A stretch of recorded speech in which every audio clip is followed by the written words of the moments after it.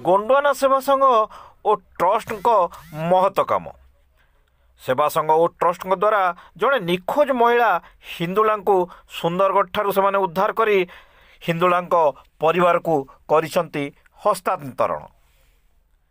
Khadiyal block अंतर्गत डुआझर ग्राम पंचायत अधीनस्थ खमतरे ग्राम त्रिवेणीपड़ार बासिंदा गोकुल माझी स्त्री हिंदुला माझी को मानसिक अस्थिरता जो दीर्घ 1 वर्ष पूर्वे निज घर से कुआड़े चली जाइथिले।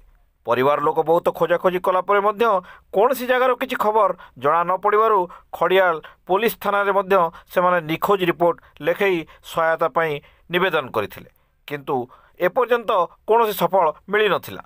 शेष में हताश हो खोजाखोजी नक चिंतार से भांगी पड़ते एवं केउ जगार कौन हो जाइथिबो बोली फेरी आसबार बाट से आशा रखी नथिले, किंतु हठात किछि दिन पूर्वर व्हाट्सएप माध्यम रे मोबाइल रे जड़े महिला फोटो घूरी बुलिला एवं परिवार लोक जना पड़ा जे से महिला फोटोटी होउची हिंदुला फोटो।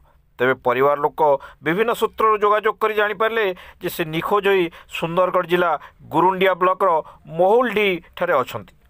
परिवार लोक से ठिकाना जानिला परे ग्रामर पूर्वतन मेंबर को साहाय्य पाई कहिथिले।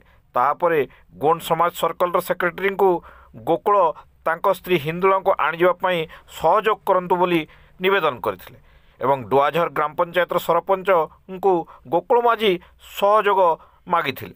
से तांको स्त्री को सुंदरगढ़ आनिबा पाई हेले सेमाने आजिकाली बोली दिन गड़ाउथिले। सेमानक ठारू कौनसी प्रकार साहाय्य सहयोग न पाइबारु शेष में गोंडवाना सेवा संघ और ट्रस्ट को जोगाजोग करी सहयोग पाई निवेदन करथिले गोकुल।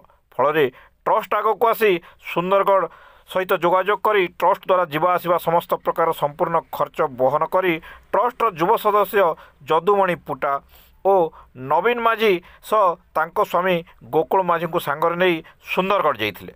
सुंदरगढ़ ठारू हिंदुला माझी को सुरक्षित भाव में सेठारू आनी तांको परिवार को हस्तांतर करा जाइथिला। एही समय गोकुल माझी प्रकाश करथिले जे गोंडवाना सेवा संघ और ट्रस्ट सहयोग करनथिले से तांको स्त्री को सुंदरगढ़ रु आनी पारि नथान्ते, जहा फल परिवार लोक अत्यंत खुशी होई ट्रस्ट रो सदस्य मानकु हृदयर सहित धन्यवाद अर्पण करिसंते।